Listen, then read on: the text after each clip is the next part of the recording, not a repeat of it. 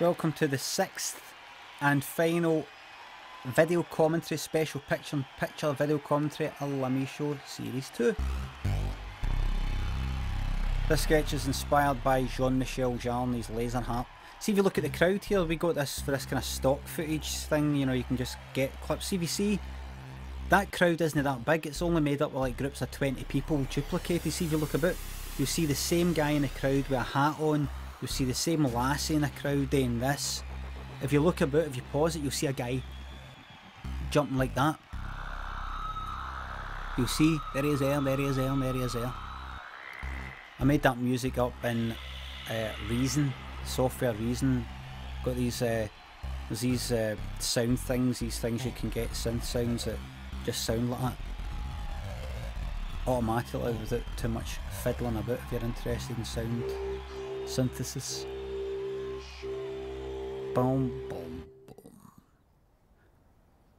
This is a sketch that I tried to make. I kind of tried to make in the first series, but it didn't work out, so I binned it. You've not seen it before. So I redid it and rejigged it. It was originally just two guys going left to right and no knowing, right, I'll move to the left out of the way of this guy. So then he moves to the left, so I'll let him move to the right, and then he moves to the right. And I filmed it, it just didn't work out, it just didn't look like you knew what was going on. So I did this kind of thing here.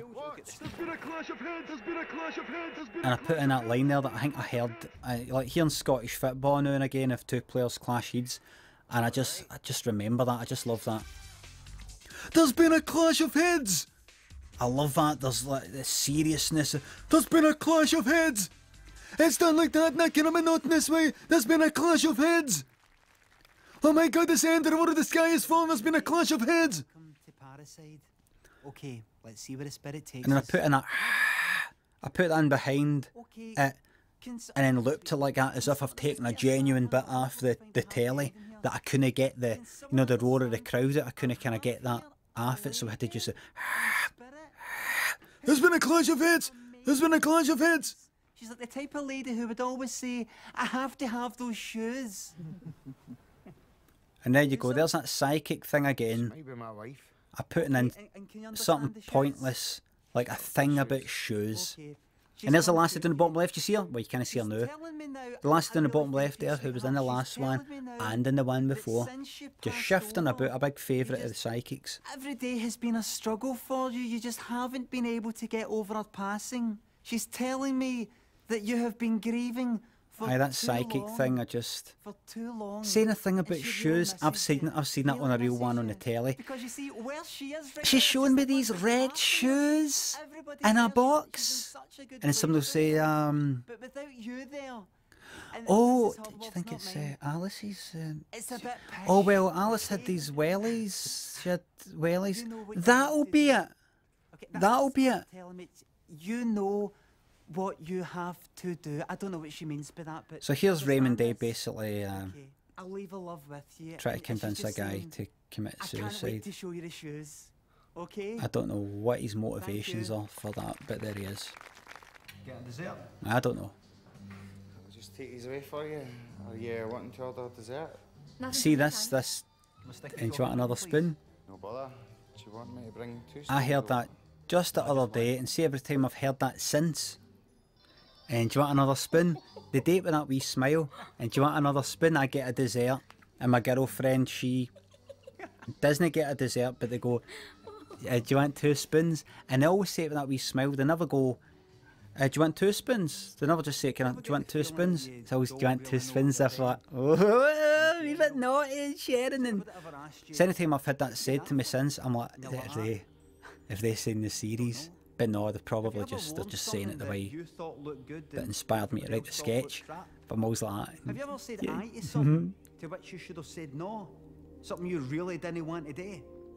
You're asked the question. I really think this sometimes does anybody have a clue what they're doing? You know how you think like governments and all these other sort of things, they all know what they're doing, and then all that, or the banks crashed and then the governments don't know and it just hits you.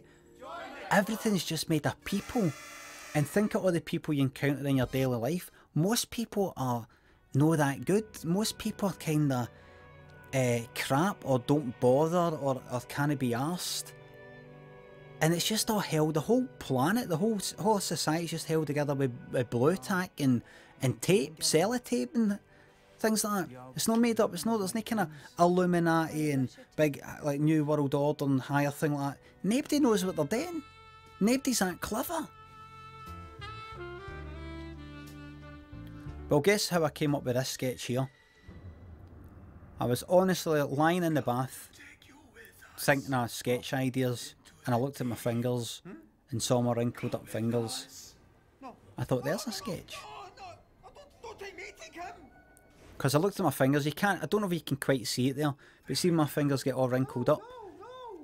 By being in the water, they do look like faces. I get these wee kind of dents in where the eyes are, and wee bit for the nose, but I don't get a smile for the mouth or anything like that, but you know, kind of, you know, the sort of face you would see on a tree, you know, that kind of thing. So I came up with that.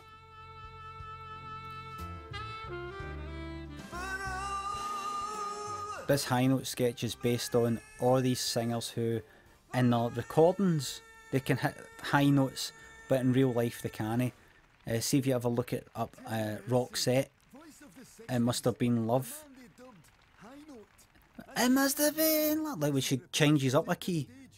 If you look at it on YouTube, I couldn't find her anywhere actually doing that live. Like, I don't know how she did it in the recording thing. But this is actually based on my experiences of going to see Engelbert Humperdinck live. I got into Engelbert Humperdinck a few years ago. I got a greatest hits, and he sang this song that he really hit this kind of high note that he hits, and during like the chorus, every chorus, I went to see him live, and I always loved singing it. And then he wasn't singing it, he just wasn't bothered to hit the high note, he was always kind of going lower. He wasn't hitting high, he was going a kind of octave lower. And I honestly felt cheated. I was sitting there at the Royal Concert Hall going like, what? I came here for that song. Not the Last Waltz or the Please Release Me. I came here for Lonely as a Man Without Love. And he's not hitting the high note. So I dedicate that to him. Then I saw him on YouTube a few years after that, singing the same song, but he was hitting the high note in that. So it's as if he was saving his voice and no bothering to hit the high note to save his voice with my one, with my concert, but doing it on the one that was getting filmed. I brought you another. Went right off him.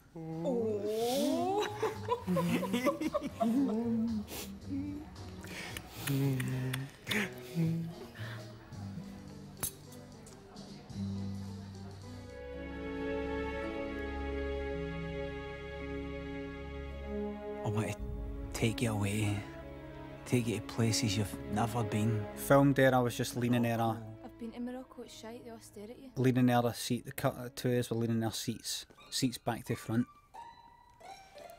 This sketch here wasn't originally going to be black and white with the red balloon there. I wanted it just to be, you know, like She's Turned the Wains Against Us. I wanted it to be a kind of zoomed in and out of focus and in focus, but I looked at myself back and I wasn't a convincing drunk. You know, some people are dead good at being drunk. Well, I did it and I just looked too stiff. I don't look kind of floppy enough. So I thought I've got to kind of make my way around that somehow. So I just decided to speed it up and make it a kind of silent film, that kind of thing. And then with black and white, I thought you can't see that the balloon's red. So Walter the editor spent a lot of time just making the balloon red. Such a shame if it was to fall into the wrong hands, don't you agree? Yes. I thought you would bring that up. Which is why I had it swapped. Looking for this.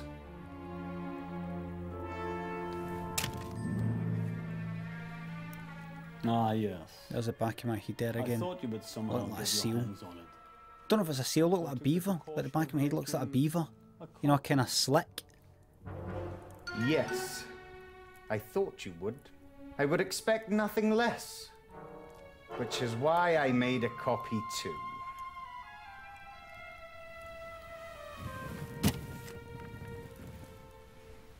See the puppets, remember I said that room, remember with in the previous episode, see the puppet in the background? That's that same room that I did my scary story thing in. You know, the thing with the bottles. that room, it's got these puppets and the bookcases and these strange books lying about. It's got a wee feeling of, it feels if you were to look a bit, you just start connecting all these dots and you go, I need to get out of here. We need to get out of here now, and then boom, boom, boom, boom, boom, all the doors would shut. These ground floor flats, ground floor flats, that's in Broom Hill, I think that was, and I was actually looking for a flat to move into. Seriously, either on that street or one up for that, and I didn't move in, but didn't get it because it was a ground floor flat, and you can just see right in, and anybody walking by wouldn't have any other option but to just stare right in at you.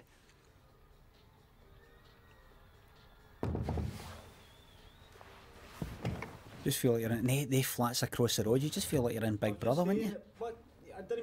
I sound like my dad. See, my dad used to, when I used to stay with my dad when I was younger. He would come in the house, and the first thing he would do is pull the blinds down. First thing he would do, come in, jacket's still on, and he would go like that. Pull down the blinds. I'd be like, what are you doing? I don't want people looking in. Nobody's looking at you, Dad. Nobody cares. Nobody wants to look in the house. Nobody's not interested in you. No, I do it. I do it all the time. Second it starts to get a bit dark or no even, I'm just like that, blinds down, just looking at all these windows like that.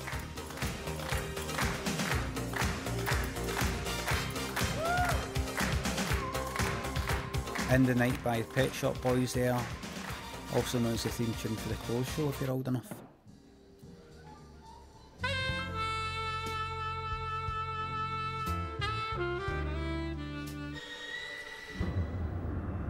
Thank you for helping us earlier.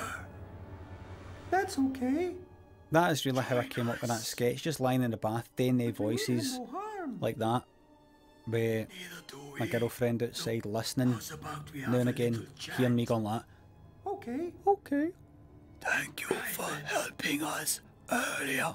That's okay. What's that? Oh, I'm doing a sketch. I did a lot of that. I did a lot of that on the lead up to actually writing things or going about coming up with ideas. You're just walking about like that. Talking to yourself. You're walking down the street going, my name is Falconhoof. My name is Falconhoof. And you notice that like you're actually on a train or something. Hi. Hello there, traveller. What is your... Falconhoof. Guess who? I do not know. Guess.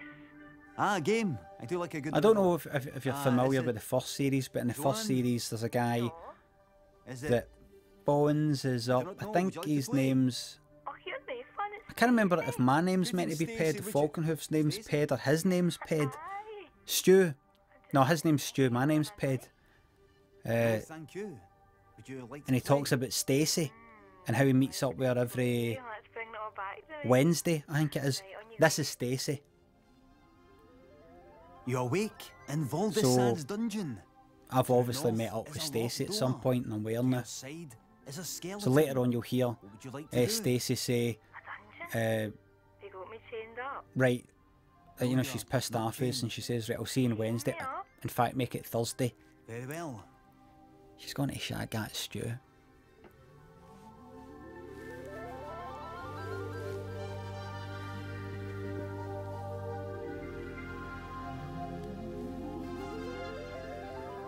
I don't know if you're old enough to know the game Barbarian, but there was a game called Barbarian in the 80s, a computer game for the Commodore or whatever, and I think it had, I think it was, what was her name? I can't remember. It wasn't Sam Fox, it was this other page 3 model, and you had this Barbarian guy, and she was on the front of it and on, and it was like kind of bracelets or chains and things like that, and that kind of reminds me of that. That's what I've got in mind. If you want to picture what I'm thinking there, about the whole wearing thing. I think there was another game called Vixen or something. There's a few games like that had the whole kind of page 3 cover to them. I think if you're a wee guy, you just buy the game for that. It was the first name that came into my head. Why'd you get that? I heard it was a good game. But I didn't think you would understand what the... Grumbled what? That's what I mean, Traveller. Rumpelstiltskin is the story Don't where... call me Traveller, I'm serious. I know people that are watching this tonight and the first name you come away with is Joanne. Stacey. You're no that good. I don't know if you think you can take me for granted because you're on the telly or whatever, but if I think I'm getting played for a fool here, I can go as quickly back to Stuart as I left him. Stu for the first series. Please me, you're no that good. Do you hear me? Aye. Right, I better go. I'll see you on Wednesday, right? Right. In fact, make it Thursday. I see. Stu's waiting on Wednesdays, you know, on all days, mind.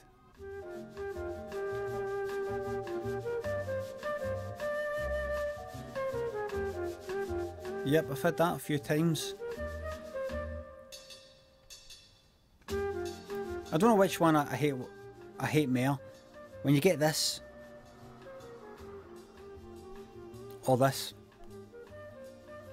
And the guy go the kind of pissed off one or the on you go, you wee idiot.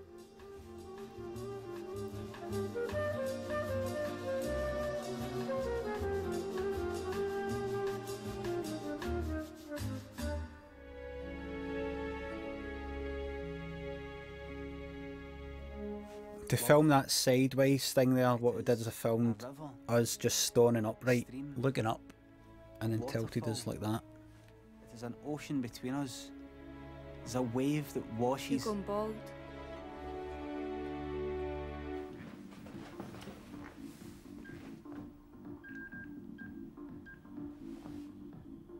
Hello? Computerised taxis. This is about, obviously, somehow with some taxi drivers, if you're white and if they're white, they assume that you're racist like they are. Hello? And I don't think, even though I've heard that quite a few times, I don't think I don't know if you've experienced it. If you're a white guy, you might have experienced it. You're in the back of a taxi and they come out with the kind of racist stuff, and after it when I leave, I'm always like, I should have just said, here mate, fancy no saying that. See, I don't even know what to say now. Don't talk to me like that. I don't say it, but I always bottle out. I go like that. Here mate, just stop and let us out the taxi, because I always want to, can't be bothered because I have to get out of the taxi and then pay that initial fare for the next taxi, which probably starts at about £2. So I'll just leave it. I always kind of go silent, hoping that will get the message across that what he said's out of order. But no, I just kind of bottle it. Look at their faces. I think I even sometimes go like that to myself, right, he's not getting a tip. What do you mean? Why should I tip somebody like that? End up giving him a tip of about £1.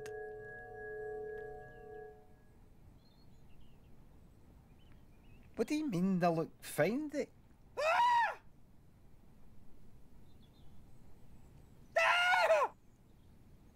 To do that wonky face thing, what I did was put a bit of green behind Kirsten there.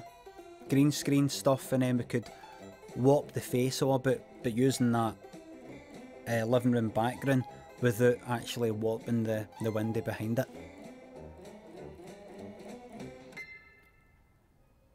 There he is, he's fighting the love heart. And he's cuddling up, all he wants is love.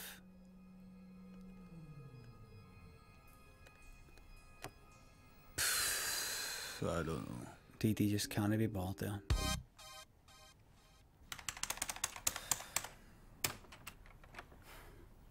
A few months ago, I was just like this, trying to write something for my show. But nothing was coming to me, until a wee voice inside my head said, "Right! Just right! Another sketch, about a sketch.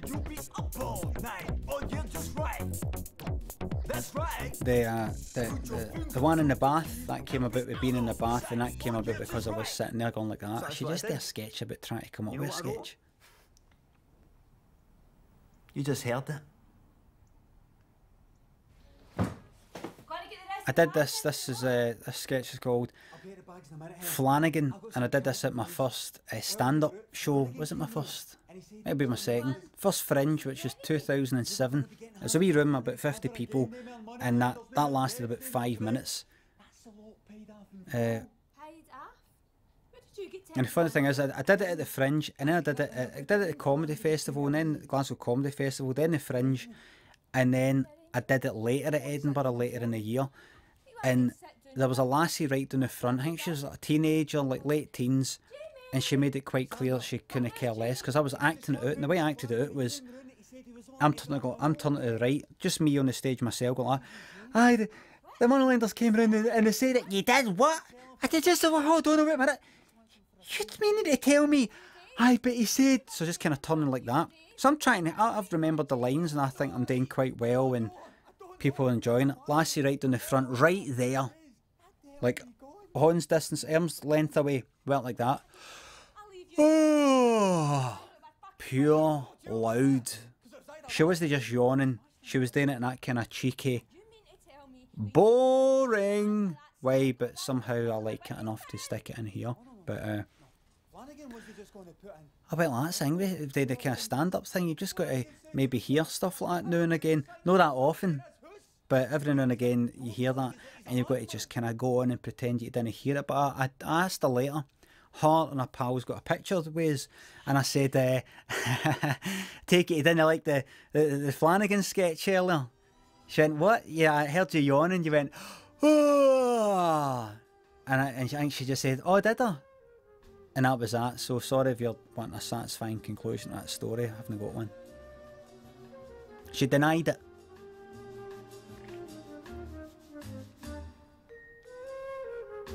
Right down the front, so she was.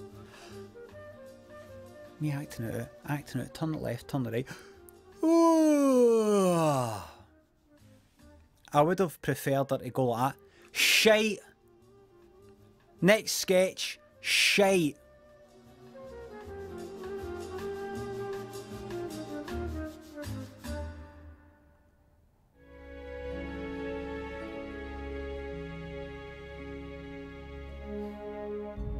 Penny for your thoughts.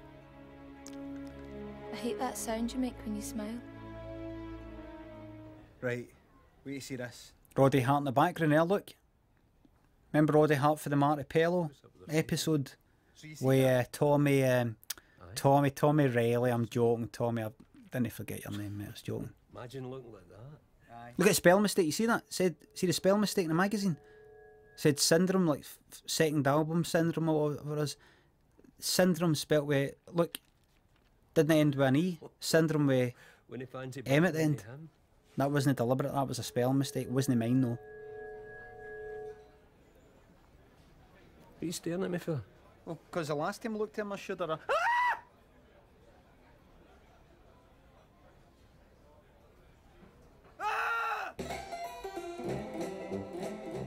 There he is, he's got a wee love of his life here. It's kind of about, you know, alcoholism, troubled guy, he's been hurt with love, he wants to get it away, hitting it and then back like that, and then he's away with it and then he's lost it where again.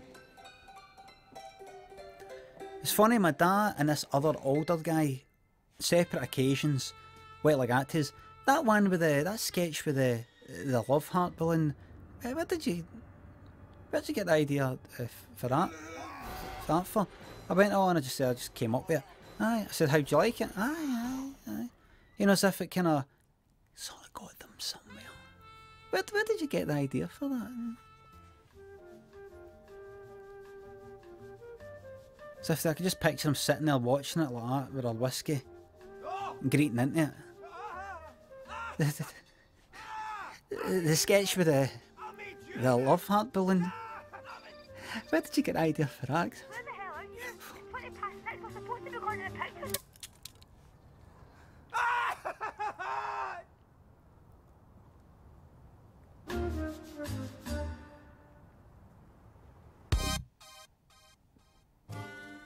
That bath sketch before with the blood, I had to rattle my head off the back of the bath there against this sponge that had blood stuff in it, whatever it is, and then slide down.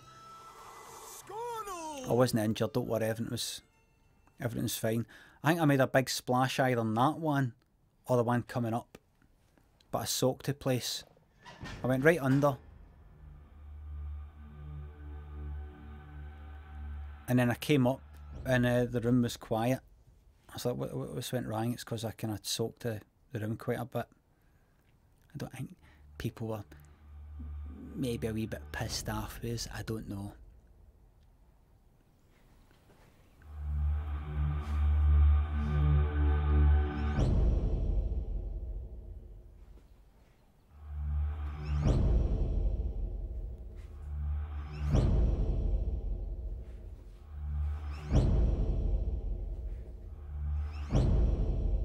Just watching myself there, I look a wee bit thinner there. Funny that, isn't it? You look back at photos of yourself a year later. At the time you're like, oh my god, I feel so old or fat or something like that. Or I look at my hair here, I look at my weight here, I look at my... And then you think you look old or whatever, and then a year later you look back at photos just a year later going, oh my god, I wish I just enjoyed it while I could. And a year later it just gets worse and worse and worse until you don't care anymore. Right, that's me. Thought I'd do something different with Jacqueline with this one, rather than a big talky thing. I thought I'd do a wee kind of silent musical one. Chocolate Chokes. I got the idea because I think I was in Asda or Tesco or somewhere and I saw that, and I thought that that's obviously not how you pronounce it. It'll be like Grand Prix or something, but I said to Lynn, what is that? Is it shoe or shoe or what is it? Chocolate shoes, like shoe pastry. Alright. I think right away I just pointed to it and went like, look, chocolate chokes. Well, look, chocolate chokes. I think she said, oh, you've got to do a sketch of that, and I thought, I think I will.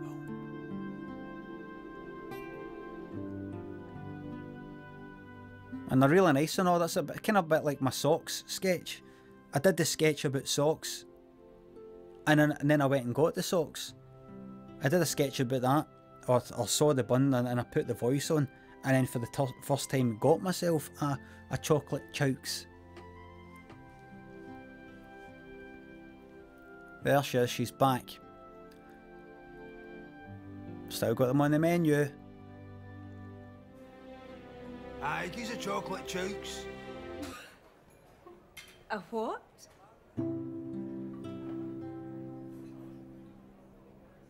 Nothing goes right for her, Jacqueline. Look at this, watch his lips, he doesn't say up the bloody tree, look. You know, he says, I'm up the bloody tree. See in the Top of the Pops version, he says, I'm up the cuckoo tree, because Bloody was kind of like swearing. See if you look at his lips.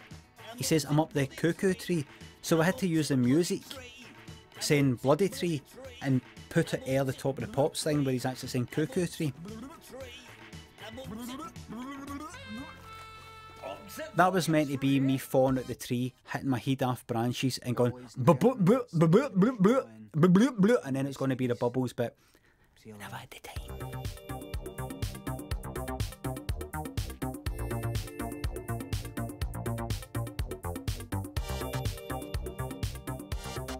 Well, thank you very much for watching all of the 6 episodes, the special picture-in-picture video commentary. I hope you enjoyed it and it gives you some insights and plenty of gossip to tell your pals. Don't tell them all the gossip though, tell them to get the DVD. I'll see you later.